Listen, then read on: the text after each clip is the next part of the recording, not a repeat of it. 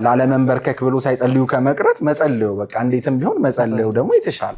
አንዳንድ ነገሮች አልተመለሱም ማለትና እኛ በምንፈልገው መንገድ አልተመለሰም ማለት ግን የተለያየ አልተመለሰምንና ጸሎት ዘገየንም በደንብ መለየት ያስፈልጋል። መጀመሪያ በምን ሞቲቭ ጸለይ? ኢንቴንሽናችን ምን ነበረ? ጸሎት ፍቃዳችን የምናስፈጽምበት ማሽን ነገር አይደለም።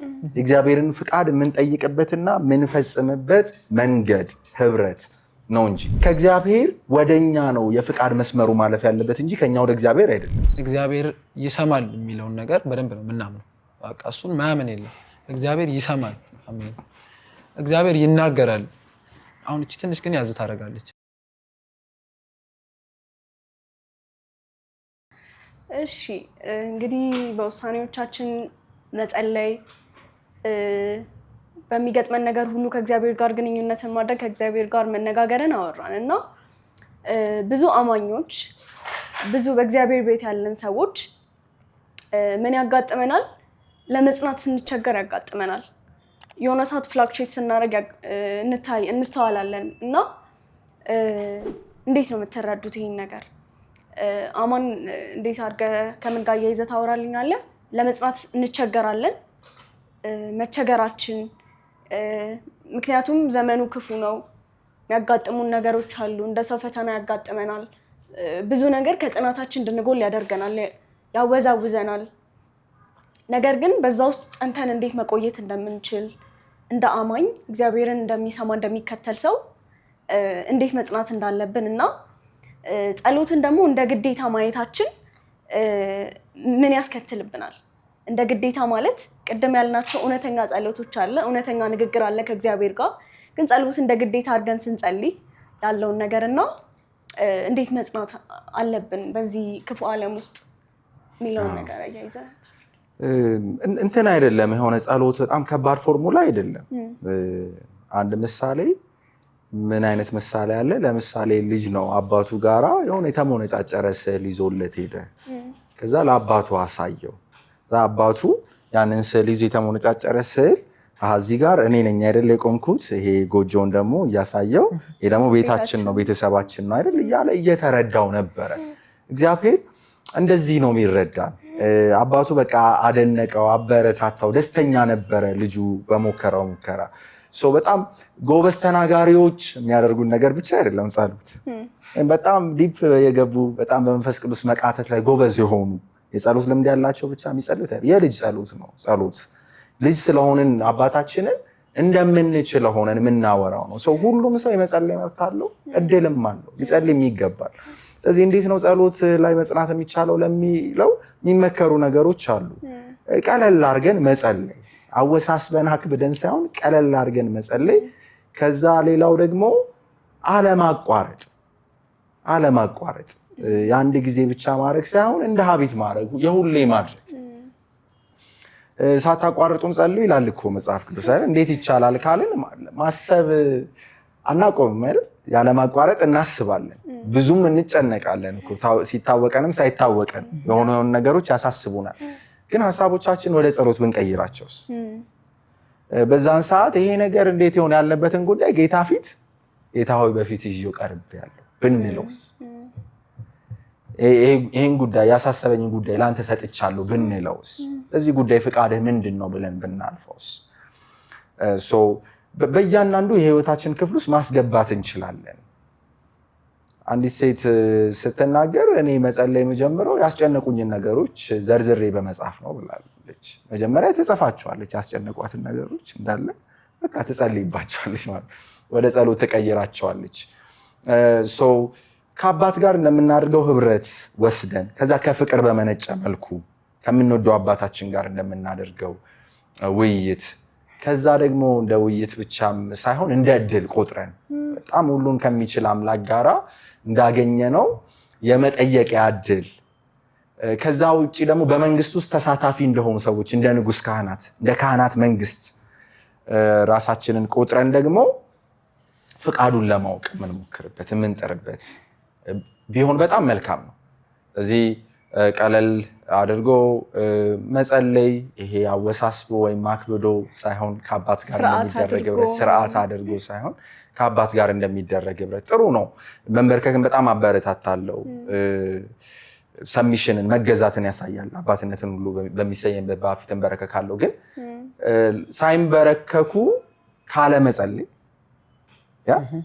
ላለመንበርከክ ብሎ ሳይጸልዩ ከመቅረት መጸለዩ በቃ እንዴትም ቢሆን መጸለዩ ደግሞ የተሻለ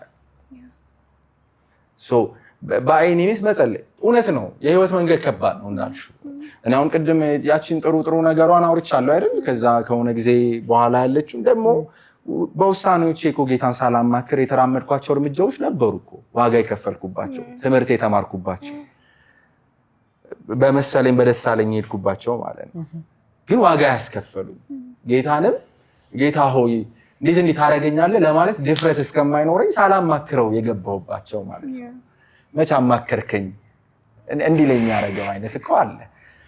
እውነት ነው። ላንጸና እንችላለን። ብዙ ጊዜ በገዛ ፈቃዳችን ልንታል እንችላለን። ቀደም ያልናቸው ሁለቱ ነገሮች ይዋጉናል። አንደኛ ጸሎት ለኛ ቀላል የማይሆንበት ምክንያት መጋደላችን ከደምና ከስጋ ጋር ስላልሆነ፣ ከጨለማው ዓለም ኃይላት፣ ስልጣናት፣ ከክፋት መንፈሳዊ ሰራዊት ጋር ስለሆነ፣ ከአለቆች ጋር ስለሆነ። ካየሽ ለምሳሌ እኔ ካምፓስ ላይ ምን ትዝ ይለኛል፣ ማስተርስም እየተማርኩ ለአቡነ ዘበሰማያት በሌሊት ይነሳሉ ኦርቶዶክሶች። በቃ በዛ ሰዓት ምናምን ቀድመው ነጠላቸውን አድርገው ምናምን፣ ሙስሊሙ 10 ሰዓት ተነስቶ ዱዓ ያደርጋል። አዛን አለ። ከዛ የኛ ሰው ተኝቷል፣ ልክ እንደሆነስ ማለት ነው። ሌላው እየጮኸ በቃ እኛ የለንም፣ ሀገር ሰላም፣ ጌታ ይመስገን እና ለሽ ብለናል። ዳገትም ነው ለብዙ ሰው ጸሎት። ለምን ሲባል የሚዋጋል። ኦኬ መንግስት ውስጥ እስካሁን ድረስ እኮ ምንም አይደለም አይደል? ማለት የሆነ አንድ እንትን ላይ ድርሰት ላይ ለምንድን ነው ገዳም ውስጥ ያለን ሰዎች የምንፈተነው? እንዲሁ ለፈን ነው ማነሳው፣ ለቀልድ ነው፣ ለጨዋታ ነው ማነሳው። ገዳም ውስጥ ያለን ሰዎች ለምንድን ነው የምንፈተነው? እንደዚህ በጣም ፈተናው ከበደኝ ስትል ምን ይላታል? አይ ሰይጣንማ ዓለምን ይሰራል፣ ለዓለም ያሉት እኮ የሱ ናቸው።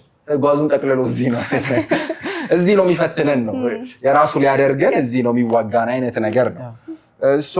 እሷን ምሳሌ ወደኛ ስናመጣት ቅዱሳኑን ነው የሚዋጋው።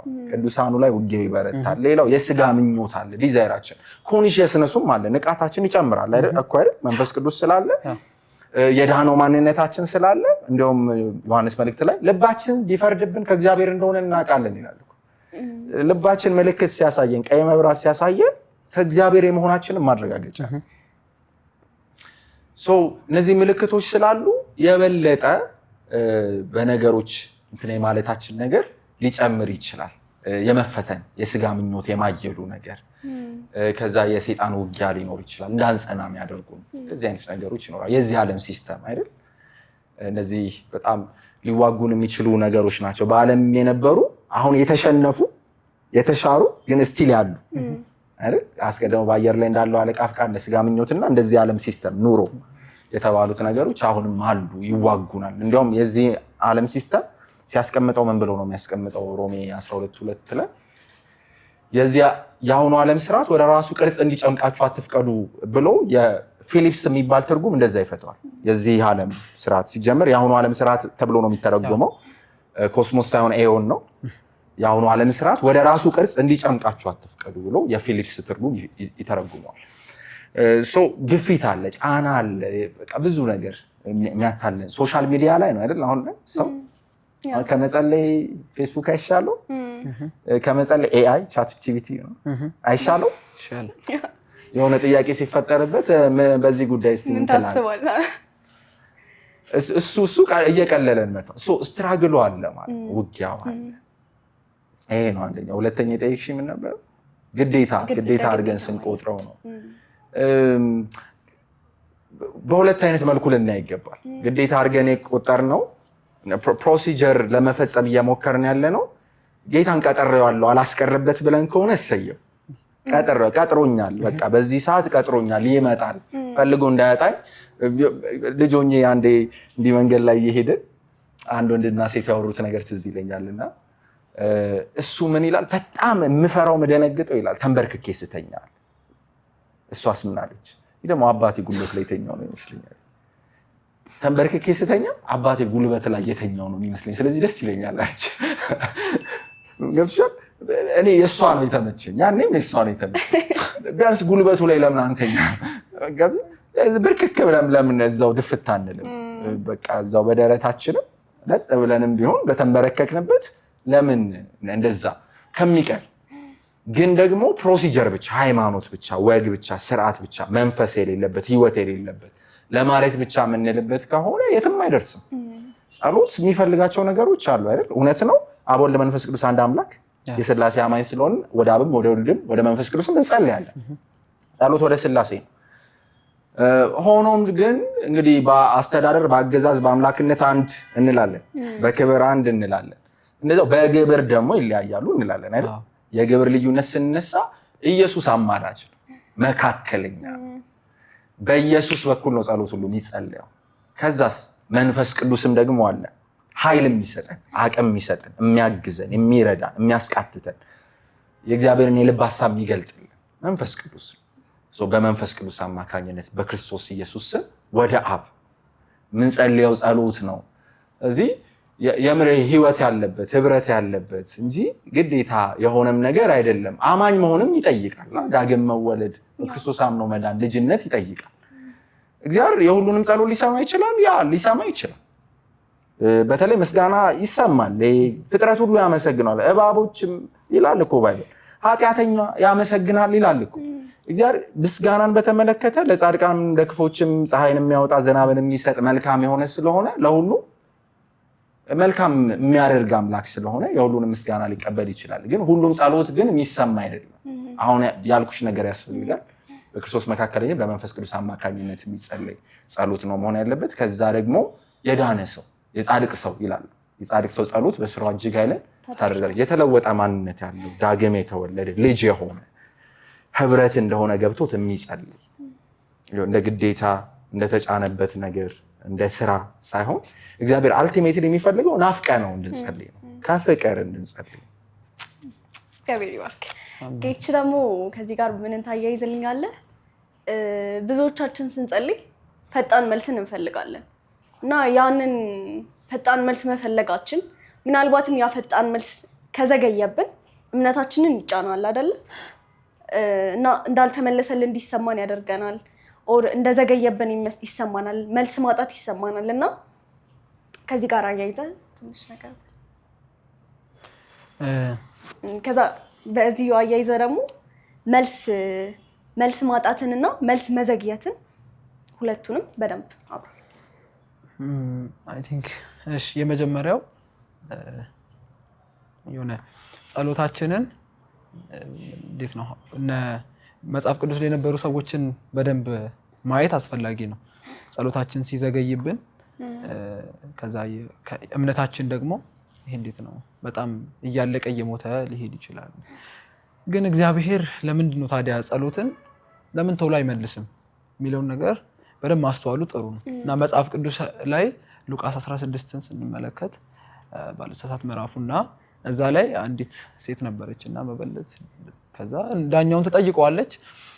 ዳኛው ግን አያሌ ቀን አልወደደላትም ነበር ይላል እና ከዛ ግን አንድ ቀን ዳኛው እንደዚህ ያለ በቃ እቺ ሴት በጣም ነዘነዘችኝና ስለ ንዝንዟ ስል እፈርድላታለሁ አለ።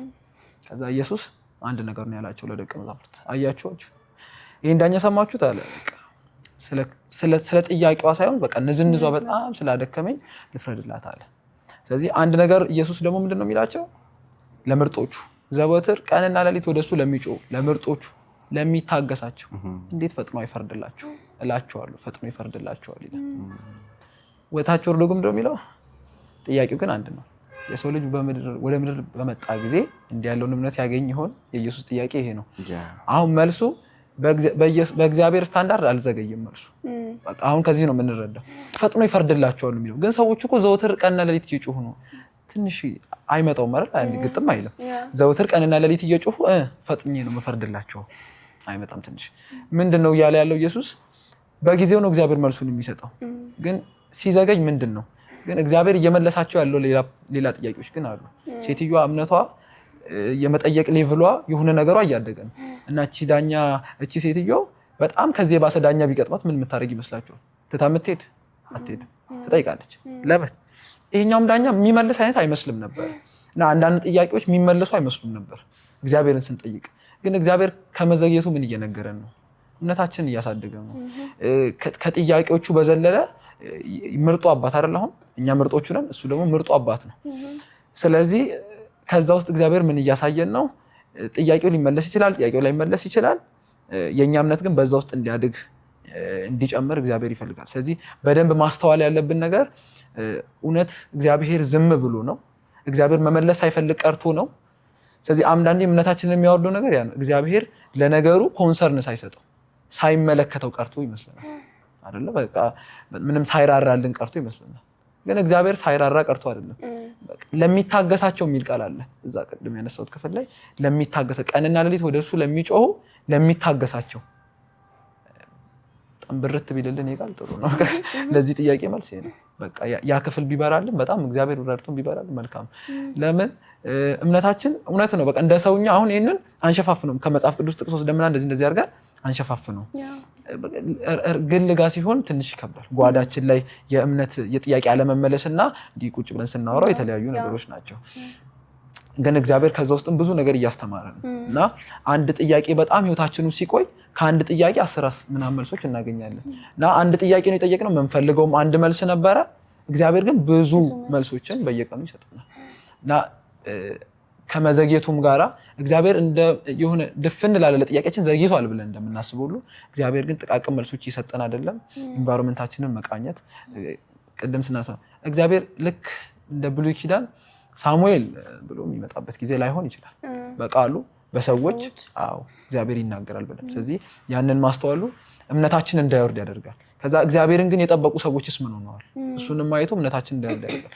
የእግዚአብሔርን ቃል ማመን ቃሉን ስናምነውና ከዛ በጣም የጠበቁ ሰዎች በጣም የተቀበሉት ነገር ከባድ ዲስአፖይንትድ አሉ። በቃ አመኑትና ጸለዩ።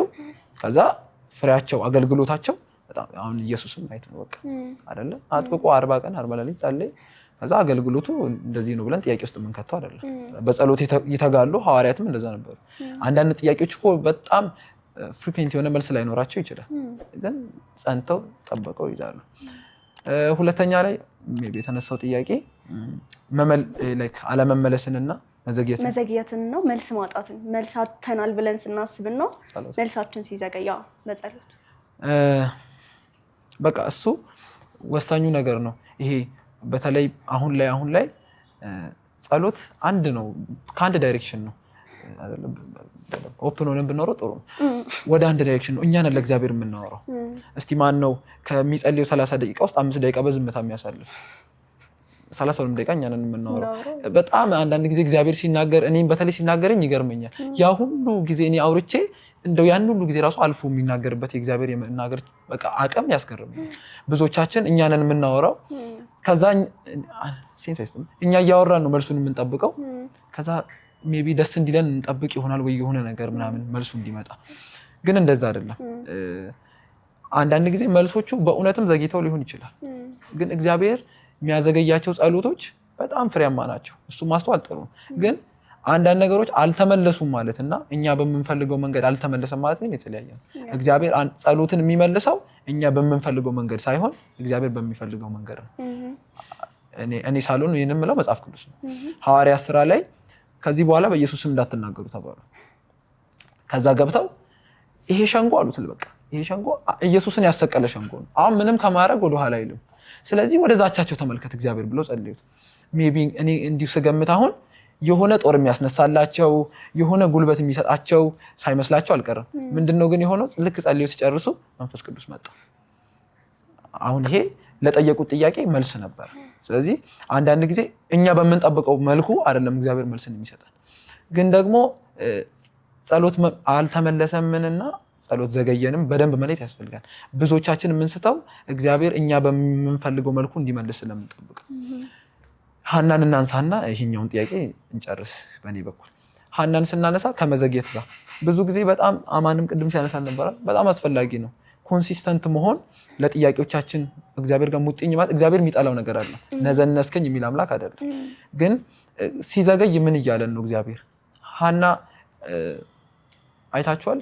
በጣም ነው የጸለየችው፣ በጣም ነው የተጋችው፣ ተነቅፋለች፣ እንባዋ በጣም አንብታለች። ከዛ ግን ጸሎቷ አንድ ፖይንት ላይ መጣ ለእግዚአብሔር እና ይህንን የምትሰጠኝ ልጅ መልሼ ለአንተ ሰጠዋለሁ አለችው።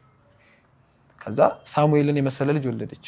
በቃ ለእስራኤል እንዴት ነው አባት የሆነ ካህን ንጉስ ሰውየው ሁሉም ነገር ነበር ለእስራኤል አይደለ? ስለዚህ እግዚአብሔር አንዳንድ ጊዜ ጸሎታችን ሲዘገይ ራሱ መልስ ዘገየ ማለት ግን እግዚአብሔር ወደ የሆነ ፖይንትም ሊድ እያደረገ ነው። ጥያቄያችንን ሼፕ እያደረገው ነው። ከዛ የሆነ ፖይንት ላይ ስንደርስ ሐና እሱን ከጸለየች በኋላ ማለት ነው እግዚአብሔር አልተናገራትም። አይገርም? እውነት አልተናገራትም። እና ከዛ በኋላ ግን ሐና ሀዘንተኛ መስላ አልታየች። ፊቷን ታጠበች፣ ተነሳች፣ ህይወቷን ቀጠለች። ከዛ እግዚአብሔር መልሷን ሰጣት፣ ሳሙኤልን ሰጣት ማለት ነው። ስለዚህ የሚዘገዩ ነገሮችንም ጠብቀን መሄድ ያስፈልጋል። ከዛ ግን ነገሩ ሲዘገይም ደግሞ በደንብ ማስተዋል ያለብን እግዚአብሔር እኛ በምንፈልገው መንገድ ግን ላይመልስልን እንደሚችል ማስተዋል አስፈላጊ ነው ብዬ አምናለሁ። አማን መጨመር የምትፈልገው ነገር አለ? አይ ቲንክ ይሄ ሀሳብ ሲነሳ መጀመሪያ በምን ሞቲቭ ጸለይ፣ ኢንቴንሽናችን ምን ነበረ፣ ልባችን የተቆጣጠረው መሻት ምንድን ነው፣ ምክንያታችን ምንድን ነው፣ ከዛስ የጸለይነው እንደ እግዚአብሔር ቃል ነው ወይ የሚለውን መጀመሪያ መመለስ አለብን። መጽሐፍ ቅዱስ የልብን መሻት ይሰጣልና በእግዚአብሔር ደስ ይበልህ ታምነህም ተሰማራ ይላል። የመጀመሪያው በእግዚአብሔር ደስ ይበልህ። ሰው በእግዚአብሔር የሚደሰት ከሆነ ጽድቁና መንግስቱን እሹ እንደሚለው የመጀመሪያ ተቀዳሚውን እግዚአብሔርን ካደረገ የመጀመሪያው የጸሎቱ መጀመሪያ መንግስት ትምጣ፣ ፍቃድ በሰማይ እንደሆነች እንዲሁም በምድር ትሁን የሚል ከሆነ ከእግዚአብሔር የሚጀምር ከሆነ ከፍቃዱ የሚጀምር ከሆነ መሻቱ የመንግስቱ ስለሆነ ለመንግስቱ ስለሆነ ለጽድቁ ስለሆነ መሻቱ ራሱ እግዚአብሔር ስለሆነ እግዚአብሔር መሻቱን ይሰጠዋል። ዲዛይራችን ራሱ እግዚአብሔር ሲሆን መሻታችን ራሱ እግዚአብሔር ሲሆን እግዚአብሔር ራሱን ይሰጠናል። የመጀመሪያው ምንድን ነው? መሻታችን። ከዛስ ደግሞ ስንጸልይ እንደ እግዚአብሔር ቃልና እንደ እግዚአብሔር ፍቃድ ነው ወይ የጸለይ ነው? ጸሎት ፍቃዳችን የምናስፈጽምበት ማሽን ነገር አይደለም። የእግዚአብሔርን ፍቃድ የምንጠይቅበትና የምንፈጽምበት መንገድ ህብረት ነው እንጂ። ስለዚህ ከእግዚአብሔር ወደኛ ነው የፍቃድ መስመሩ ማለፍ ያለበት እንጂ ከኛ ወደ እግዚአብሔር አይደለም። እንዳልነው ለመንግስቱ ምን ሰራበት ነው፣ ሰራተኛ ምን ሆንበት ነው። ለስራ የሚያስከትተን ለጦር የሚያስከትተን ደግሞ እግዚአብሔር ከእግዚአብሔር ነው የሚጀምረው። ስለዚህ መጀመሪያም የጸለይኩት እንደ እግዚአብሔር ፍቃድ ነው ወይስ ጀስት የልቤን መሻት እካሌን ስጠኝ ስላለን እግዚአብሔር የሚሰጠን ነው አይደል? ዘጥንቆላ ብቻ አይሆንም ማለት በቃ እንትን አማረኝ ብለን ስለጠየቅን እንዲደረግልን መፈለግ የሆነ ጥንቆላ ነገር ወይም ይሄ ሎፍ አትራክሽን ነገር አይሆንም። የስበት ህግ የሚሉት አይነት ነገር አይሆንም። ይሆናል እንደዛ እንዳይሆን የምር የእግዚአብሔር ፍቃድ ምንድን ነው እንደ ቃሉ የእግዚአብሔርን ተቀዳሚያችን አድርገን ጽድቁንና መንግስቱ ሌላው ተከታይ ነው ብሏል። ይሄም ይጨመርላችኋል፣ የሚያስፈልጋችሁን ነገር እግዚአብሔር ይሰጣችኋል ብሎናል። እንጸልይ እንችላለን ስለሱ አባታችን ስለሆነ፣ ግን ዋናችን የጸሎት ርዕሳችን የትኩረት አቅጣጫችን እግዚአብሔር መሆን አለበት። ያ ሆኖ ከዘገየ ግን የተለያዩ ሌሎች ሚንሶች ይኖራሉ። አንደኛ ጸሎተኛ የምንሰራበት ነው እንዳለው እግዚአብሔር በጸሎት ውስጥ ይሰራናል። ከሱ ጋራ ህብረት እንዲኖረን ህብረታችን የጠነከረ እንዲሆን ያስተምረናል አይደል? ፈተናም ትዕግስትም የተፈተነ ባህሪ ተስፋን እንደሚያደርግላት አውቀን በመከራችንም ጭምር ሐሴት እናደርጋለን እንመካለን ይላል ባይብል። ስለዚህ ሁሌ ፈተና መኖሩ ትዕግስትን ነው የሚያደርገው። ስንታገስ ደግሞ እሱ የተፈተነ ባህሪ ጠንካራ የሆነ ሼፕ የተደረገ ባህሪን ይሰጠናል። አዲሱ መደበኛ ትርጉም ላይ እንደዚህ ነው የሚያስቀምጠው። የተፈተነ ባህሪ ይሆናል ውጤቱ ማለት ነው። እግዚአብሔር ሊሰራም ቢሆንስ በጸሎት ውስጥ አንደኛ የምናገኘው ለውጥ አለ ማለት ነው። እኛ እንሰራበታለን። እግዚአብሔርን አይደለም ወደሆነ ነገር የምንቀይረው፣ እግዚአብሔር እኛን የሚቀይርበት የሚሰራበት የሚቃኝበት መሳሪያው ነው ማለት ነው ጸሎት። ስለዚህ እሱ ሊሆን ይችላል። ሌላው ደግሞ ውጊያም ሊኖር ይችላል። ሲዘገይ ጸሎት የፋርስ አለቃ ዘገየም ብሏል አይደል? በ21ኛው ቀን ነው ጸሎቱ የመጣው፣ ግን እስከ 21 ቀን የቆየንበት ለምንድን ነው? የፋርስ አለቃ ተቋቋመን ያሉት መላእክቶቹ እንደዛ ነው ያሉት። በአዲስ ኪዳን የተሻለ እድል አለ። ሚካኤል አሸነፈ ካለ በኋላ እኮ ከበጉ ደምና ከምስክራቸው ቃል የተነሳ ብለው ዘመሩም ይለናል።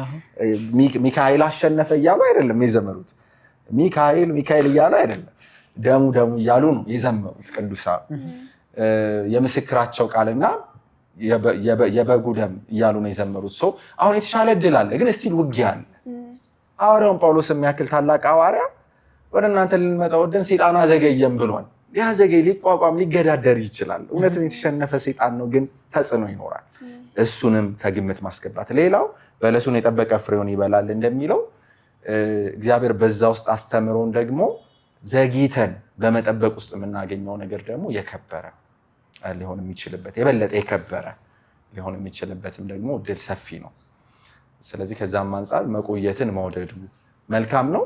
ጸሎታችን እንደ እግዚአብሔር ቃል ሆኖ ከዘገየብን እግዚአብሔር ተናግሮን ከዘገየብን ለመልካም ለጥቅማችን ስርዓትን ማር ዘንድ ያስጨነቀኝ ለመልካም ሆነልኝ። የእግዚአብሔር ቃል እስኪመጣለት የእግዚአብሔር ቃል ፈተነው። የእምነት ፈተና ነው የሚሆነው። እንደ ሲሮኒፊቃዊቷ ሴት እንደ ግሪካዊቷ ሴት አይደል? ጌታ ፈተናት እኮ እምነቷን ስለሚያውቅ ነው የፈተናት። መጨረሻ ላይ የተፈረመበት ባዶ ቼክ ነው የተሰጣት። የወደድሽው ሁሉ ይሁንልሽ ነው ያላት ጌታ። በቃ የወደድሽው መሻትሽ ሁሉ ይሁንልሽ ነው ያላት። ከዛ በፊት ግን በግሏ ጮኻ ጌታ ባልሰማ ያለፋት የመሰለበት ጊዜ ነበረ። ከዛ ሐዋርያቷ ራስ ሰናብታት እያሉት በሰው በኩል አጸልያ ያልሆነ የመሰለበት ጊዜ ነበረ።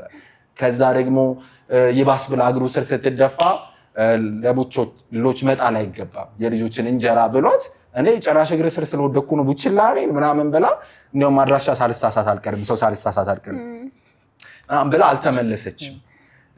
የበለጠ ተጠጋጋችውና ቡችሎችም እኮ አለችው። ቢያንስ ውሻ አላልከኝም ቡችላ ብለኛል። የሆነች የምታሳዝን ነገር ቤት ውስጥ እንዲህ ተፍ ተፍ የምትል እንደዛ ቆጥረከኛል። ስለዚህ ያንተ የፈውስ ፍርፋሪ ከልጄ ላይ አጋንንትን ማስወጣት ይችላል የሚል እምነት ስታሳዩ ጌታ ታላቅ እምነት ያላቸው ሁለቱም አሕዛብ ናቸው። ኢያኢሮስና ከዛ እሷን ነው መቶ አለቃውና እሷን ነው በቤቴ ጣሪያ በታች ትገባ ዘንድ አይገባም ያለ ታላቅ እምነት። ቅንጣት ታክል እምነት ተራራን የማፍለስ አቅም ካላት የእነዚህ ሰዎች እምነት ታላቅ እምነት ተብሏል። ግን ታላቅ እምነት ምንድን ነው? እስከ መጨረሻው የሚጸናና በፈተና የሚያልፍ ተፈትኖ የሚያልፍ እምነቷ እንደዛ ነበር። ተፈትኖ የሚያልፍ ደግሞ እስከ መጨረሻው የሚጸና እምነት ነበር። ስለዚህ ለመልካም ነው ለበጎ ምሳሌ ያረጋት ጌታ። የወደድሽው ይሁንልሽ አላት። ባለበት ሆኖ አጋንንት ወጣ፣ ልጇ ነፃ ወጣች። ለመልካም ነው። መልካም የምፈልገውን ነገር ነው ለኔ የሚሆን ነገር ነው እያላችሁ ያላችሁት። ስለዚህ በንግግራችሁ ምን የሚል ነገርን አስተዋልኩኝ? ዝምታ፣ ማዳመጥ፣ ጥሞና የሚባል ነገር እንደሚያስፈልገን ምን የሚባል ንግግር አየሁኝ? እግዚአብሔርን መስማት ሁልጊዜ ድምፅ ነው። እግዚአብሔርን መስማት ሁልጊዜ ድምፅ ነው እና ከዚህ ጋር ተያይዞ ስለምን እንድታወሩልኝ ፈለግኩኝ። ዝምታ ልባችን እንዴት ያቀናል? ጌች ቅድም ሲል እንደነበረው ብዙውን ሰዓት እኛ አወራን፣ ጥቂት ሰዓት ግን ለእግዚአብሔር የዝምታ ሰዓት ሰጥተን እንዲናገረን ፈቅደንለት ቢሆን ምን ያህል ኢፌክቲቭ እንሆናለን የሚለውን እያሳየን ነበር እና በጸሎት ውስጥ አጠር አድርጋችሁ ዝምታና ማዳመጥ እንዴት እንደሚያስፈልገን በዚህ ጫጫታ በበዛበት ዓለም ውስጥ በዝምታ በማዳመጥ በጥሞና እንዴት መገለጥ እንደምንችል ፐርሰናሊ ያላችሁን ሀሳብ። ኦኬ፣ ዝም ካላልን እግዚአብሔር በየት በኩል ይናገረናል? መጀመሪያ ዝም ማለት አለብን። እኔ ዝም ልበል አንተ ተናገረኝ ማለት አለብን። የሚናገር አምላክ እንዳለ ማወቅ ይቀድማል። ጸሎት ሲጀምር በሱ እምነት የሚደረግ ነው። ወደ እግዚአብሔር የሚደርስ እግዚአብሔር እንዳለ ለሚፈልጉት ዋጋ እንደሚሰጥ ያምን ዘንድ ይገባዋል። አለ የሚሰማ የሚያይ አምላክ አለ ከሚለው እምነት ይጀምራል። ለሚፈልጉት ደግሞ ዋጋ የሚሰጥ አምላክ ነው የሚለውን አምነን ነው የምንጀምረው። የሚናገር አካል ካለ ዝም ማለት አለብን። ዝም ብለን እንዳለው ቅድም የምናወራበት መተንፈሻ ብቻ አይደለም፣ መተንፈሻም ነው። አንደኛው በጣም ጥቅሙ በቃ ምን ተነፍስበት ነው። ምን ተነፍሰው ደግሞ ያለ ቅድመ ሁኔታ ወደሚወደን ብዙ ጊዜ በሳይኮሎጂ ዓለም 3 ኮር ኮንዲሽን የሚባሉ ነገሮች አሉ። 3 መሰረታዊያን። በተለይ አንድ ካውንስለር ባለሙያ ለክላይንቱ ማሳየት የሚገባው ያለምንም ቅድመ ሁኔታ መቀበል፣ መደገፍ፣ ተቀባይነት፣ አክብሮት ማሳየት ሰው በመሆኑ ብቻ። ሰውየው አለባበሱ ወጣ ያለ ሆነ አልሆነ፣ እንደ እብድ ሆነ አልሆነ፣ ያ ከዛ ደግሞ በዛ ሰው ቦታ ሆኖ ነገሮችን የማየት ችሎታና እውነተኛ ሆኖ መቅረብ፣ እነዚያውን ለመስፈርት ይቀርባሉ። ስንጸልይ ሲጀመር ወደዚህ አምላክ ነው የምንጸልየው። በቃ በእውነተኛ ፍቅር መስቀል ላይ ተንጠልጥሎ ወደ ወደደን ያለምንም ቅድመ ሁኔታ ወደ ወደደን ከዛ ደግሞ እንደኛ በነገሩ ሁሉ የተፈተነ ባለፍንበት ያለፈ በእነሱ ቦታ እስቲ ልቀመጥ ብሎ ሳይሆን ኦልሬዲ አልፎበት የሚያስብልን አይነት ወዳጅ አለ። ምን ተነፍስበት ነው ግን ምን ተነፍስበት ብቻ አይደለም። እሱ በራሱ በጣም ብዙ ሳይኮሎጂካል ጥቅሞች አሉ። ግን ደግሞ ምን ሰማበት ነው፣ ምን ናደምጥበት ነው፣ ምን እንቀበልበት ነው፣ ከእግዚአብሔር ምን ናደምጥበት ነው። እዚህ ልባችን መልካም መሬት አድርገን መጠበቅ ይመች፣ ለመንፈሱ ለምሪቱ ይመች እንዳለው 10 ደቂቃ ብንሰጥ ቀላል። እግዚአብሔር በ10 ደቂቃ ውስጥ ስንት ነገር ያሳየናል፣ ስንት ነገር ይናገረናል። ልባችንን ካዘጋጀን የመንፈስ ቅዱስን ምስክርነት እንሰማለን። እግዚአብሔር ቃል ወደ ልባችን ያመጣል፣ ጥቅስ ወደ ልባችን ያመጣል። በአንድም በሌላም በብዙ መንገድ ይናገረናል። ግን እኛ ዝግጁ መሆን አለብን። ጸሎት እሱም የሚያወራበት እንደሆነ ሊገባን ይገባል። እንዲያውም ቢቻል በብዛት እሱ ቢያወራንስ በዋነኝነት ፍቃዱን ማወቂያና መፈጸሚያ ነው ካለ እሱ በብዛት ቢያወራንስ? ቅድም እንዳልነው አሁን ብለነው እናውቃለን።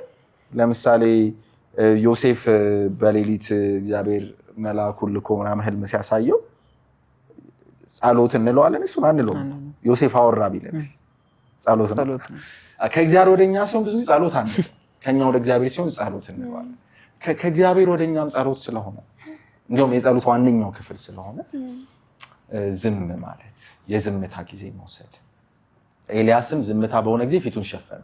ለምን? እግዚአብሔር የሚናገርበት ጊዜ እንደሆነ ገብቶታል። በዝምታ ውስጥ እግዚአብሔር ይናገራል። እግዚአብሔር በተቀደሰ መቅደሱ አለ፣ ምድር በፊቱ ዝም ትላለች። ፈራጅ አለ፣ ዳኛ አለ፣ ተናጋሪ አለ። ዝም እንበል አለ። ክርክር ላይ ነኝ አለ ዕንባቆም። በቃ ለክርክር የሚመልሰውን አውቅ ዘንድ እመለከታለሁ አለ። ግን ቆይ እስቲ ዝም እንበል አለ፣ ዳኛ አለ፣ ፈራጅ አለ፣ እውነተኛ። ስለዚህ እሱ እንዳለ ገብቶ ዝም እረፉ፣ እኔም አምላክ እንደሆንኩ እወቁ።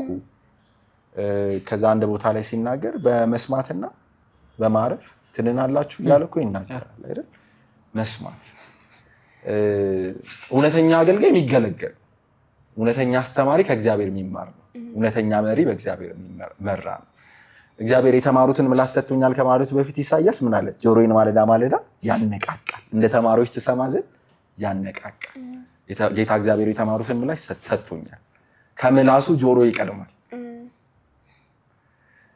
አይደል? በስውር የተነገራችሁ በአደባባይ ትናገሩታላችሁ ብሎናል ጌታ። ስለዚህ በስውር የሚናገር የሚሰማ አምላክ አለ። እድል እንስጠው እንዲያወራን እንዲመራን፣ ለሁላችንም ማለት ነው።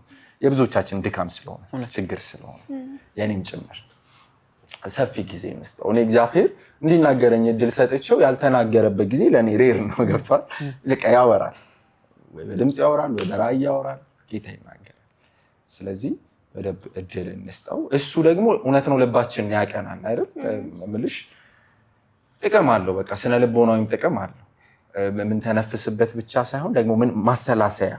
አሁን የክርስቲያን ሜዲቴሽን እንዲህ የሆነ እንዲያጣጥፎ መመሰጥ ምናምን ሳይሆን ቃሉን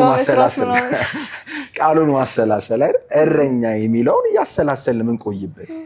ከዛ ቅድምም ስናወራ ነበር ከፖድካስቱ በፊት ለምንጸልይላቸው ሰዎች የምናስብበት እነሱን የምናስብበት። ሐዋርያው ጳውሎስ ብዙ መልእክቱን ሲጀምር ራሱ ተንትኖ አይደል ስለነሱ ናፍቃችሁኛል ይላቸዋለሁ። እያፈቀርናችሁ ብሎ ያውቃል እኮ እያፈቀርናችሁ ስለእናንተ ማሳሰብን አልተውንም አይነት ነገር አለው። እነሱን የምንወድበት እድል አስበን የምናሳስብ፣ በጸሎት ሰዎችን ማሰብ፣ በመንፈስ ሆነን ማሰብ የምንችልበት እድል ነው። ዝምታ ስለምንጸልይላቸው ሰዎች ስለምንጸልይባቸው ጉዳዮች እንድናስብ ያደርገናል። ራሳችን እንድናይ በኑዛዜ ሰዓት እድል ይሰጠናል። እግዚአብሔር እንዲያወራን እድል ይሰጣል። ቃሉን ለማሰላሰል እድል ይሰጣል። ብዙ ጥቅሞች አሉት ማለት ነው። ጌታ ይባርክ። እኔ ተባረክ። እኔም እየባረኩት ነው። ዝምታ በጣም አስፈላጊ ነው። እንደው ይሄንን ስል እስካሁን የነበሩኝን ጸሎቶችን በእውነት በውስጤ እያሰብኳቸው ነበርና እና ለረጅሙን ሰዓት ለእግዚአብሔር መስጠት በቻልኩ እያልኩ አስባለሁ። እና እንትን ነው ትንሽ ምንድነው የሚከብደን ብዙዎቻችን እግዚአብሔር ይሰማል የሚለውን ነገር በደንብ ነው ምናምን። በቃ እሱን ማያምን የለም። እግዚአብሔር ይሰማል። አሜን። እግዚአብሔር ይናገራል። አሁን እቺ ትንሽ ግን ያዝ ታደርጋለች። እግዚአብሔር ይናገራል እውነት? አዎ እግዚአብሔር ግን ይናገራል። በቃሉ ይናገራል እግዚአብሔር። መጽሐፍ ቅዱስ ሲናገር እግዚአብሔር በአንድም በሌላ ይናገራል። የሰው ልጅ ግን አያስተውልም። በሌሊት በህልም በመኝታ ስለዚህ ምንድነው ዋናው ነገር እግዚአብሔር ይናገራል የሚለው ነገር መጀመሪያ ማመን ጥሩ ነው። አይ ቲንክ ዝም ለማለት የመጀመሪያው ስቴፕ እሱ ቢሆን ጥሩ ነው መሰለኝ።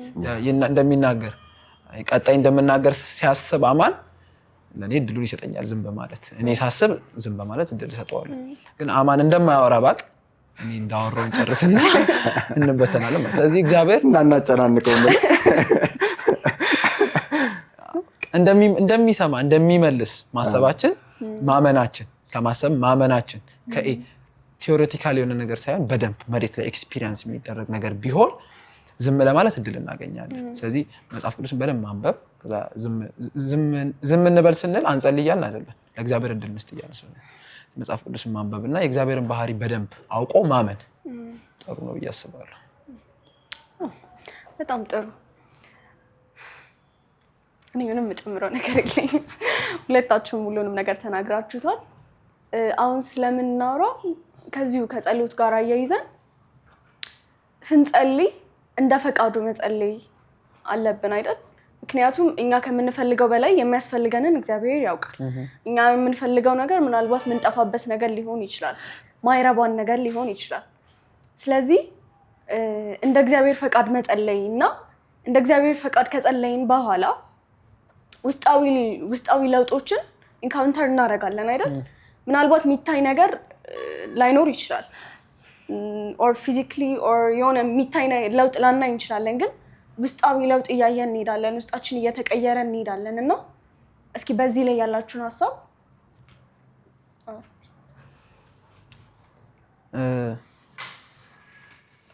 ውስጣችን ውጫችን ላይ ምንም ነገር ላናይ እንችላለን፣ ውስጣችን ግን እየተለወጠ ሊሄድ ይችላል።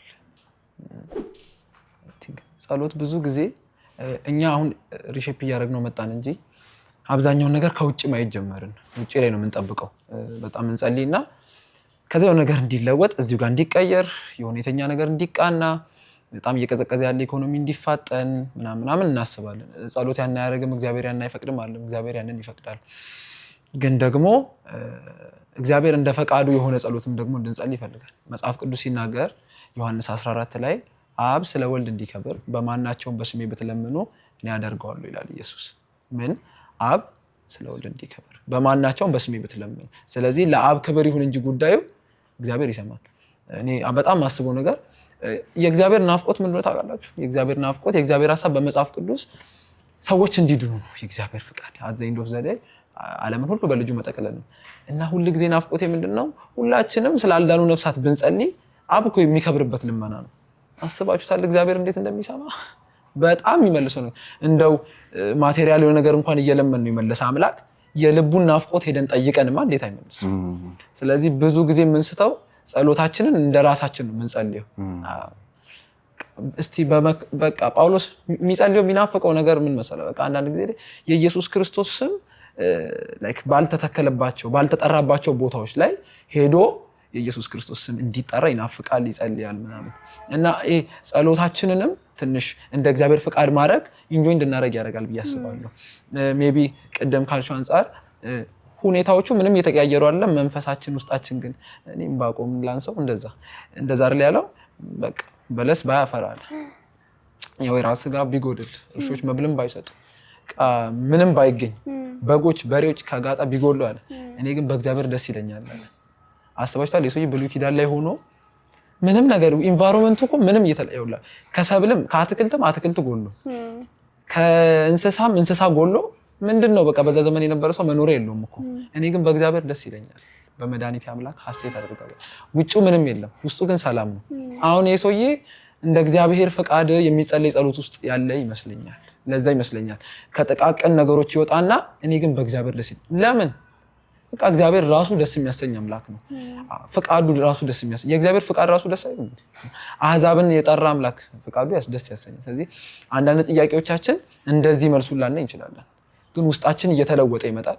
ስለዚህ በደንብ ፎከስ ልናደርግ የሚገባ ኤሪያው ነው። በደንብ እኛ ምኑ ላይ ነው ፎከስ እያደረግን ያለ ነው? እግዚአብሔር የሚፈልገው መሻቱ ላይ ነው ፎከስ እያደረግን ያለ ነው ወይንስ ደግሞ እኛ የምንጠራቸው የምንፈልጋቸው ነገሮች ላይ ነው ፎከስ እያደረግን ያለ ነው የሚለው ነው። ስለዚህ ይሄ ብዙ ጊዜ እንደዚህ ይገጥመናል ብዬ አስባለሁ። አንዳንድ ጊዜ ይሄ እግዚአብሔር ከሚናፍቀው ነገር አንጻር ስንጸልይ የእኛ ጥያቄዎች ሜቢ እኮ ዕንባቆም አልጸለይም አንልም። ሜቢ ጠይቆ ይሆናል እግዚአብሔርን ስለ በለስ ስለ በግ ጠይቆ ይሆናል እግዚአብሔርን። ግን ከእግዚአብሔር ፈቃድ አንጻር ካለ ነገር ሲያየው ይሄ ቢኖርም ባይኖርም ያለ ይመስለኛል እንደ ልቤ ሳስበው። ስለዚህ እንደዛ አለና እኔ ግን በእግዚአብሔር ደስ ይለኛል አለ። ስለዚህ ሁሉ ጊዜ ጸሎትን ስናስብ በደንብ ማሰብ ያለብን መጀመሪያም ስናስብ ህብረት ነው ብለን አይደል የተነሳ ነው። ስለዚህ የእግዚአብሔርን ፈቃድ በማወቅ ውስጥ ኢንጆይ ከማድረግ ጋር የውስጣችን ደስታ፣ የውስጣችን ሰላም፣ የውስጣችን ሀሴት ያለው የእግዚአብሔርን ሀሳብ አውቆ በዛ ውስጥ እረፍ ከማለት ነው እና እኔ እንደዛ አስባለሁ። ዌስትሚኒስተር ኮንፌሽን ላይ ሰው የተፈጠረበት ዓላማ እግዚአብሔርን ማክበርና ዘላለም በእርሱ መደሰት ነው ይላልና ዘላለም በእሱ መደሰት ነው የተፈጠርንበት ዓላማ። ፍቃዱ ይበጀናል። የሚረባህን ማውቅልህ በምትሄድበት መንገድ የምመራ አምላክ እግዚአብሔር ነኝ ያለ አምላክ ነው። ለእኛ የተሻለውን ያውቃል መጽሐፍ። ለዚህ ነው ኤፌሶን 4 ላይ ለተወደዱ ልጆች እግዚአብሔርን የምትከተሉ ሁኑ፣ የምትመስሉት ሁኑ፣ ይወዳችኋል፣ ስለሚወዳችሁ ተከተሉት፣ የሚመራችሁ ወደሚበጃችሁ ነው፣ ወደ ለመለመ መስክ ወደ ዕረፍት ውሃ የሚመራችሁ የሚለን እና የእግዚአብሔር ሁሌ የተሻለ ነው። ፍቃዱ ሁሌ የተሻለ ነው። ጌታ ኢየሱስ ያስተማረው ጸሎት ለዚህ ትልቅ መልስ ያለው ይመስለኛል። ማለት ምንድነው ፕራዮሪቲያችን መሆን ያለበት ስንል ከመንግስቱ ነው አይደል ጀምሮ በቃ ያንተ አስተዳደር ያንተ አገዛዝ ይምጣ፣ አንተ የምታዝበት ቴዎክራቲክ የሆነው ዲሞክራቲክ ሳይሆን ቴዎክራቲክ እግዚአብሔር መራሽ የሆነው መንግስትህ ይምጣ። ከዛ ደግሞ ፈቃድህ በሰማይ ያለ መከልከል ለሚፈጸመው በመላእክት መካከል ለሚፈጸመው እንዲሁም እኛ መካከል ይፈጸም ከሚለው ነው የሚጀምረው። ፈቃድህ ምንድነው በህይወቴ በምን ዙሪያ እንድጸልይ ፈቃድህ ነው ከሚለው ይጀምራል። በመንፈስ እንድንጸልይ ነው የእግዚአብሔር ሐሳብ። መንፈስ ቅዱስን ከማስቀደም ይጀምራል። እንደዛ አድርገን ከዛ ሌሎችንም ኢሾዎች አሁን እዛው ጋራ ለምሳሌ ቅደም ተከተሉን ተከትሎ ያስቀምጥልናል አይደል? ለኃጢአት ይቅርታ እንጠይቃለን፣ የሚያስፈልገንን ነገር እንጠይቃለን።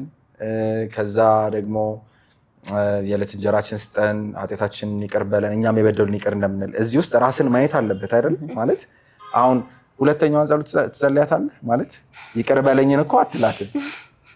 ይቅር እንደምንልን ካላለፍሽ ራስን መመርመሪያም ነው ማለት እንደ ፓኬጅም ነው ይሄ ጸሎት ማለት ራሱን ሊጸለይ ይችላል። እንደ ፓኬጅም ነው የበደሉን ይቅር እንደምንል በደላችንን ይቅር በለን ስንል እዚህ ጋር ፖዝ ያስደርጋል። ይህን ጸሎት ለምሳሌ ሉተር የጻፈው ላርጅ ካቴኪዝሙ ላይ ከምግብ በፊት ከምግብ በኋላ እንዲጸልይ በቀን 3 ደግሞ ጠዋት፣ ምሳ ሰዓት፣ እራት ሰዓት እንዲጸልይ ያዛል። የጌታን ጸሎት ነው። ይሄ የጌታ ጸሎት በጣም ብዙ የሚጀምረው በምስጋና ነው፣ በአምልኮ ነው። ለእግዚአብሔር ማንነት እውቅና በመስጠት ነው የሚጀምረው። በማመስገን ይጀምራል፣ ሲጨርስም በምስጋና ይጨርሳል አይደል? ልመናችሁን ሁሉ ከምስጋና ጋር አስታውቀው አይደለም? እጃችሁን ኤቭሪ ነገር ከምስጋና ጋር የእምነት ማረጋገጫ ስለሆነ ከዛ እሱን ከጸለይ በኋላ መንግስት ትምጣ ነው የምንለው። አስተዳደሩን ነው የምንጋብዘው። በህይወታችን ላይ ጌታ እናደርገዋለን። ከዛ ፈቃዱን እንጋብዛለን። ፈቃድ በሰማይ እንደሆነች እንዲሁም በምድር ትሁን። ከዛ ምንድነው ቀጥሎ? ፈቃድ በሰማይ እንደሆነች እንዲሁም በምድር ትሁን። እሺ ከመጀመሪያ ካልጀመርን እኮ ያስቸግረናል። የዕለት እንጀራችንን ስጠን ዛሬ፣ ከዛ በደላችን ይቅር በለን እኛም የበደሉንን ይቅር እንደምንል፣ ወደ ፈተና አታግባን አይደል? ከዛ መጠበቅን ፕሮቴክሽን እንጠይቃለን፣ ፕሮቪደንስን እንጠይቃለን፣ የሚያስፈልገንን ነገር። ከዛ ይቅርታን ምህረትን ደግሞ እንለምናለን። ከዛ ለእግዚአብሔር እውቅና ሰተን መንግስት ያንተ ናትና ብለን ነው የምንጨርሰውና ይሄ ራሱ ለእግዚአብሔር ፍቃድ የሆነ ጸሎት ነው። አሁን ያልነው ራሱ ለእግዚአብሔር ፍቃድ የሆነ ጸሎት ነው። ግን ለምሳሌ ለእግዚአብሔር ፍቃድ የሆነ ጸሎት ምንድነው ካለን ለምሳሌ ያቺን በቃ ያበደች መኪና ስጠኝ፣ የሆነች የቅንጦት መኪና አይተን ያቺ ሌክዠሪዋን ምናምን ማለት አይደለም። አሁን ይሄ ጸሎት የሚያስተምረን የዕለት እንጀራዬን ነው የሚለው። አሁን ይሄ ከየት ነው የተወሰደ? ምሳሌ ላይ ካለው ለምሳሌ አይደል? ጠግቤ ባንተ ላይ እንዳልታበይ ደግሞ ቸግሮኝ እንዳላማርር የዕለት እንጀራዬን ስጠኝ የሚለው ነው ጌታ ቀጥታ ይወሰደ። የሚያስፈልገኝን ማለት ነው ለመንቀሳቀስ አንተን ለማገልገል ለመንግስት ስራ የሚያስፈልገኝ ስጠኝ። ስለዚህ አሁን ይሄ ጸሎት በራሱ የጸሎትን ፎርሙላ ይነግረናል። ይቅርታ ከመጠየቅ በፊት ይቅር ማለት፣ ከዛ መጠየቅ ያለብን የሚያስፈልገንን ብቻ እንደሆነ፣ ከዛ ከምንም በላይ የእግዚአብሔርን መንግስትና ፍቃድ ማስቀደም እንዳለብን ይነግረናል። በዚህ ጸሎት ውስጥ ራሱ የእግዚአብሔር ፍቃድ እንዴት እንድንጸልይ ነው የሚለው እናውቃለን። ከዛ ቅድም ጌቻ ያላት ደግሞ ወንደርፉል ናት። ሐዋርያው ጳውሎስ ይጠቅሰዋል። በጉባኤ ከምንም በፊት እንዲጸለይ መመክራችሁ ይላል። ከሁሉ አስቀድሞ እንዲጸለይ መመክራችሁ ጸሎት ሰዎች ሁሉ እንዲድኑ እውነትን ወደ ማወቅ በሚደርሱ አምላክ ፊት ደስ የሚያሰኝ ጸሎት ይሄ ነው። ለሰዎች ሁሉ፣ ለነገስታት፣ ለሹማምንት፣ ለአለቆች ምን ብላችሁ ጸልዩ? ይዳኑ። ምን ብላችሁ ጸልዩ? እውነትን ወደ ማወቅ ይድረሱ ብላችሁ ጸልዩ። የመጀመሪያ ጸሎታችን ምን ይሁን? የነሱ መዳን። እንዲህም ብሎ ነው ያውቃል ሐዋርያው ጳውሎስ። ስለዚህ ከእግዚአብሔር ስንጀምር ጸሎቱ የመፈጸም ዕድሉ ከፍተኛ ነው። ከእግዚአብሔር ሳንጀምር ብንጸልይ ሊያደርግልንም አይጠቅምንም፣ መጋጋጫ ነው የሚሆነው። ሊያደርግልን እኮ ይችላል። እኔ አሁን እግዚአብሔር የሰማቸው ጸሎቶች ያሉ እነ ፈቃዱ ያልጸለይኳቸው ገብቶሻል። በቃ እግዚአብሔር በቃ እንደጠየቅኩት ኤግዛክትሊ ሰጠኝ ምናምን ብዬ የዋጋ የከፈልኩበት ለምን አስፈቅጄ አይደለም የጠየቅኩት፣ ከኔ ነው የጀመርኩት፣ ከመሻቴ ከምናምን ነው የጀመርኩት። መልካም ምን አስባለሁ እስካሁን ካላችሁት ነገርም ኖቲስ ያደረኩት ነገር ፈቃዱን መቀበል በጣም ትህትና ይጠይቃል አይደል? ምክንያቱም ከመጽሐፍ ቅዱስ እንኳን ስናያቸው አብርሃም ቤተሰብህን ትተህ ሁሉን ነገር ትተህ ውጣ ሲባል ቀላል ነገር አይደለም አይደል? ግን የእግዚአብሔር ፈቃድ ነበረ።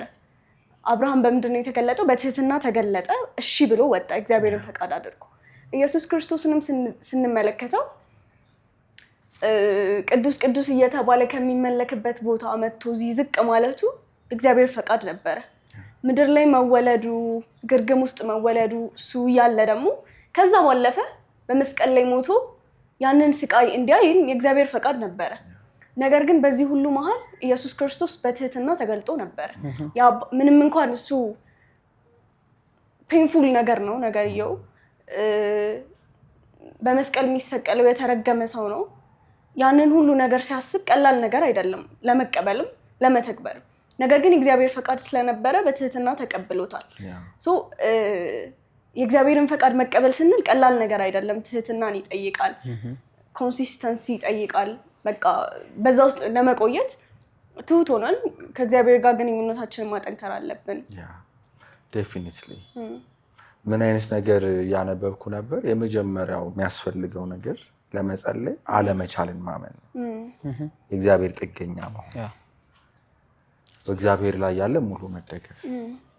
ስንጸልይ ደግሞ ይህን ጥናትም ተደርጓልና ስንጸልይ በራሱ በጸሎታችን ውስጥ በእግዚአብሔር መደገፍንም እንማራለን። በራሳችን እንደማንችል ይበልጥ እያወቅን በሱ ብቻ እንደምንችል እየገባን እንሄዳለን። ከራሴ ምንም ማድረግ አይቻለኝም ብሏል ጌታ ኢየሱስ ከአባቱ እየሰማና እያየን። ለእኛም ደግሞ ያለ እኔ ምንም ልታደርጉ አትችሉም ብሎናል። ጥገኞቹ ነን። በእኔ ያለውን ግን በእኔ የማይኖረውን ብሏል እኮ። ማን ነው ይቆረጣል የተባለው? በእኔ ያለው ግን በእኔ የማይኖረው። ስለዚህ በቃ በእሱ አለን እያለን በእሱ አለመኖርም አለ፣ ግን ከሱ የሚወጣውን ህይወት እየተካፈልን የምር በሱ መኖር በጣም አስፈላጊ ነገር ነው። መልካም ይህን እያልን ምን ላይ ደርሰናል? እምነት የሚባለው ነገር ላይ ደረስን። መጀመሪያ ልጠይቃችሁ የምፈልገው የእናንተን ሀሳብ ማወቅ የምፈልገው እምነት ስሜት ነው ወይስ ውሳኔ ነው? ከጸሎት ጋር አያይዛችሁ የምታስቡት ነገር። እምነት አይ ቲንክ በዋነኝነት ተግባርም አሁን ለምሳሌ አዲስ ኪዳን የሚጠቀመው እምነት ለሚለው ቃል ጻድቅ በእምነቱ በሕይወት ይኖራል የሚለውን ለምሳሌ ብንወስድ ፒስቲስ የሚል ቃል ነው የሚጠቀመው። ፒስቲስ ማለት ውስጡ መታመን የሚል ትርጉም አለው፣ መደገፍ የሚል ትርጉም አለው። ከዛ ውጭ ታማኝነት የሚልም ትርጉም አለው። መታመንን፣ መደገፍን፣ ታማኝነትን በሁለት መልኩ ይፈቱታል። የሚያወራው ስለ ክርስቶስ ታማኝነት ነው የሚሉ ሰዎች አሉ። እኛም ለኪዳኑ ያለን ታማኝነት ነው የሚሉም ሰዎች አሉ። እምነት በራሱ መታመን ነው። አሁን ማመኔ አምናለሁ አንተ ሶፋ እያልኩ አይደለም እኮ በቃ ኦልሬዲ ተቀምጬ በተደግፍ ያለው መታመኔም በተግባር ነው ማሳየው። አምናለሁ ምናምን የምንለው የሆነ ምናባዊ የሆነ ነገር ቢሊፍ ብቻ ሳይሆን ፌዝ ነው። እምነት ፌዝ ነው። እግዚአብሔር ላይ መደገፍን የሚጠይቅ እርምጃን የሚጠይቅ ነገር ነው። እግዚአብሔርን አመን ነው የሚባለው ስንታመኑ ነው ማለት ነው። ያ ደግሞ ኮሚትመንት ይጠይቃል፣ መሰጠት ይፈልጋል፣ ተግባር አለው፣ መገለጥ የሚችል መታየት የሚችል ነገር ስለሆነ አሁን እኛ የእምነት ብቻ አማኞች ነን፣ የሶላ ፊዴ አማኞች ነን። ግን የትኛውን ነው እምነት ብቻ የምንለው? ህያው እምነትን ነው። በውስጡ ምን ያለውን ስራ ያለው እምነት ፕላስ ስራ አንልም። ግን እኛ ምናምነው ያ ህያው እምነት በውስጡ ምን ያለ ነው? ስራ ያለ እምነት ነው። ሐዋርያው ጳውሎስ ምን ብሎ የገለጸው? በፍቅር የሚሰራ እምነት ብሎ የገለጸው። በፍቅር ይሰራል። ይሄ እምነት ስራ አለው፣ ተግባር አለው። ስለዚህ ዕለት ዕለት መንበርከክን፣ መጸለይን፣ መማረክን፣ እጅ መስጠትን፣ ጌታዊ ፍቃድ ይሁን ማለትን፣ ለፍቃዱ መገዛትን፣ በማይመስሉ ሁኔታዎች ጌታን ማመንን ሁሉ ሊያካትት ይችላል። ጸሎት ስንል የሚጸለይለት አካል አለ፣ ምንጸለየው ጸሎት አለ፣ ተቀባይ አለ፣ ጸላይ አለ። ከዛ ደግሞ ጊዜ አለ አይደል?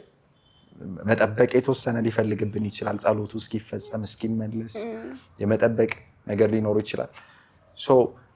ለምሳሌ እኔ ጌታ ተናግሮኝ እርምጃዎችን ወስጄ ቅድም ጥሩ አቅርቦቶች አሉ እንዳልኩሽ ደግሞ ሁሉም ነገር ጨራ ያለበት ጊዜም አለ እኮ ማለት እግዚአብሔር በዙሪያ ያመጣቸው የሆኑ ምንጮች በሙሉ ድርቅ ያሉበት ነገ እንዴት ሊሆኑ ብዬ እኮ ማሰብ የጀመርኩበት ጊዜ አለ። ግን በዛም ጊዜ ውስጥ ብቻ ሳገለግል ልገኝ መድረክ ባይኖር ጎዳና ላይ አትጣኝ ወንጌል እየሰራው ሁሉን ነገር አጥቼ ቸርች ልደር እስከሚለው የሆነ መታመን ይፈልጋል። በቃ ልክ ይሄን ሲያይ ጌታ ደስ ይለዋል። በቀደም እንዳልኩሽ ነው የእምነት ፈተና በእምነት ነው የሚታለፈው። የእምነት ፈተና በእምነት ነው፣ ስቲል በማመን ነው የሚታለፈው። እንደዛ ነው። እምነት በጣም ወሳኝ ነው። ከተጠራጠርን ለምን ያደርግልናል? በቃ እግዚአብሔርን የመጨረሻ የሚያስቆጣው ነገር አለማመን፣ በጣም የሚያስደስተው ነገር ማመን ነው። ካየሽ እስራኤላውያን በጣም ያስቸገሩት እያንጎራጎሩና እያጉረመረሙ መጨረሻ ላይ ከ12ቱ ሰላዮች 10ሩ ሰላዮች ተመለሱ አይደል? ከዛ ምን አሉ? ጌታ እንደተናገረው ዴፊኒትሊ አሉ። ዴፊኒትሊ ያው ማስረጃ ምናምን አሉ። ይዘውታል። ፍራፍሬው እንዳለው መልካም መሬት ናት። ግን አሉ ቁመታቸው አሉ ግዝፈታቸው በፊታቸው አንበጣ ነው፣ በቃ ይቀረጥፉናል ምናምን እያሉ ኢያሱና ካሌብ ጮሁ። እነሱ ሰላዮቹ ይህን ሪፖርት ሲያደርጉ ህዝቡ ሁሉ በየድንኳኑ ማልቀስ ጀመረ። እግዚአብሔር ሊገለን ነው በቃ ሊያጠፋን ብሎ ማልቀስ ሲጀምር አረኡ አሉ ካሌብና ኢያሱ፣ ከኛ ጋር ያለው እኮ እግዚአብሔር ነው። ማለት ማመን እኮ ብዙ ነገር አይጠይቅም። ትናንትን ማስታወስ ይበቃል። በስንት ድንቅና ታምራት አይደል እዚህ ያደረሳቸው። ትናንታችንን ካስታወስን እኮ በቂ ነው ለማመን። አረ እግዚአብሔር ከኛ ጋር አለ እያሉ ጮሁ። ከዛ እንደ እንጀራ ይሆኑልናል። እኛ የምናየው ከቁመታችን አይደለም፣ ከእግዚአብሔር ነው የምናየው።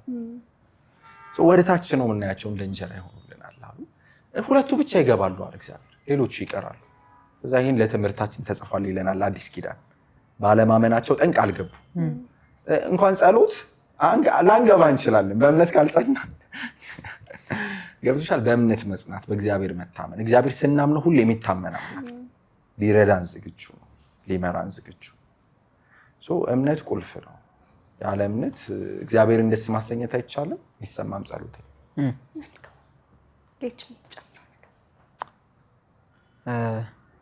እምነት አስፈላጊ ነው። ዕብራውያን ላይ እንደዛ ነው የሚለን። ዕብራውያን 11 ላይ እግዚአብሔርን ያለ እምነት ደስ ማሰኘት አይቻልም ይላል። ማለት ቅድም ሲላይ ነበረው እግዚአብሔርን ያለ እምነት ደስ ማሰኘት አይቻልም ይላልና ወደ እግዚአብሔር የሚቀርብ እግዚአብሔር እንዳለ መጀመሪያ እግዚአብሔር እንዳለ ለሚፈልጉትም ዋጋ እንደሚሰጥ ያምን ዘንድ ያስፈልገዋል። ስለዚህ ይሄ እግዚአብሔርን ቅድም ብዬሻለሁ ከማመን ነው እግዚአብሔርን የምንጀምረው። ጸሎት ራሱ ገና ሲጀመር እግዚአብሔርን ከማመን ነው የምንጀምረው። ገና ልክ ስንበረከክ ወይ ለመንበርከክ ስናስብ እግዚአብሔር እንደሚሰማ እግዚአብሔር እንደሚመልስ አምነን ነው የምንበረከከው። ከዛ ፕሮሰስ ውስጥም ደግሞ እዛ እየጸለይን ያለንበት የመልስ ቆይታ ውስጥ እነዛ ጊዜያቶች ሁሉ በደንብ አድርገን እግዚአብሔር እንደሚመልስ እንደሚሰማ በደንብ ማመን ያስፈልጋል። እና እግዚአብሔርን በቃ መጽሐፍ ቅዱስ ዘጋው በቃ እንመነው እንዲዱፍ እናድርገን። ያለ እምነት እግዚአብሔርን ደስ ማሰኘት አይቻልም። በቃ ስለዚህ እንዴትም ብንል ካላመን ነው እግዚአብሔርን ከባድ ነው፣ አስቸጋሪ ነው። መንፈሳዊ ነገር ደግሞ አይሆንም ማለት በቃ መተማመን በጣም አስፈላጊ ነው። ስለዚህ እንደዛ ገልጸዋለሁ እምነትን። መልካም፣ በጥሩ ሁኔታ ነው የገለጻችሁት። ስለዚህ እምነት ጸሎታችንን ህያው የሚያደርግልን ቁልፍ ነገር ነው ማለት ነው። እሺ እንግዲህ ጥያቄዎችን ጨርሻለሁ። ነገር ግን በስተመጨረሻ ማለት የምትፈልጉት ነገር ኦር መናገር የምትፈልጉት ነገር ካለ ድሉን ለእናንተ እሰጣለሁ። ኦኬ አማን ካንተ እንጀምራለን። እሺ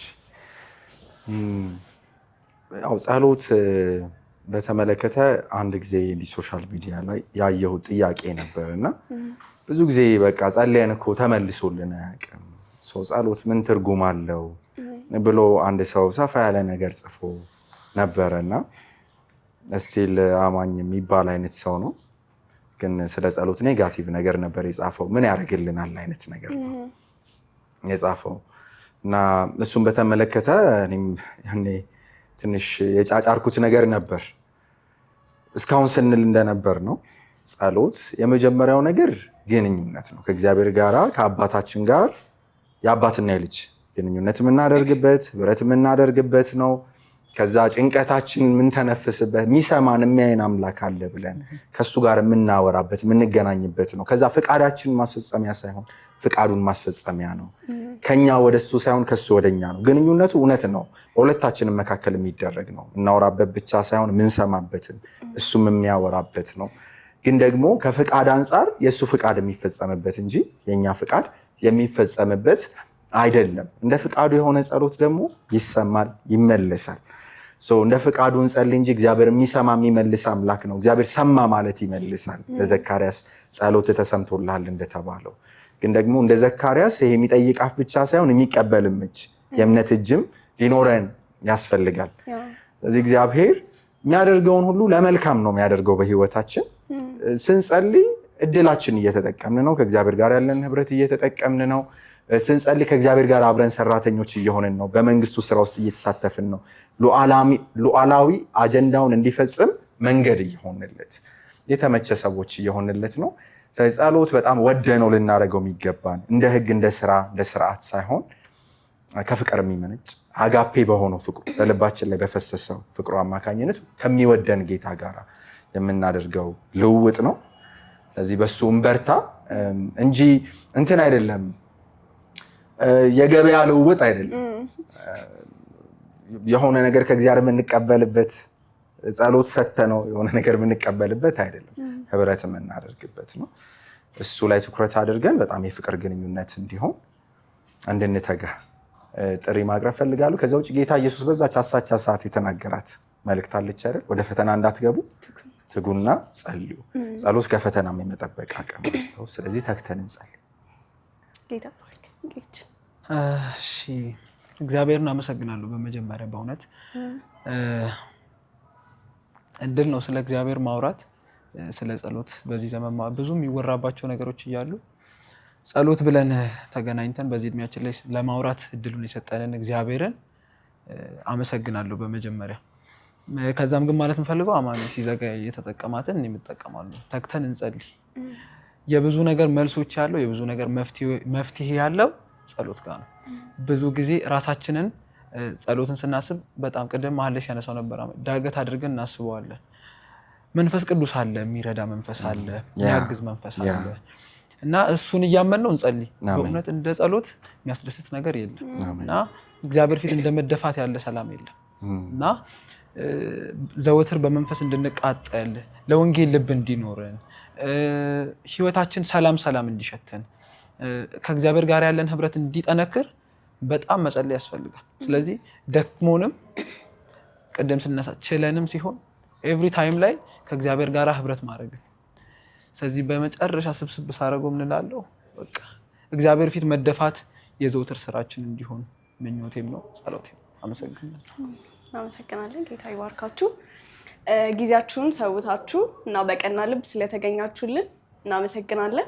እግዚአብሔር አብዝቶ ይባርካችሁ። የዛሬውን ኤፒሶዳችንን በዚህ እንጨርሳለን። በነበረን ቆይታ ብዙ ነገር እንደተማራችሁ እና ስለ ጸሎት ብዙ ግንዛቤ እንዳገኛችሁ ተስፋ አደርጋለሁ። በሌላ ኤፒሶድ እስከምንገናኝ ድረስ መልካም ጊዜ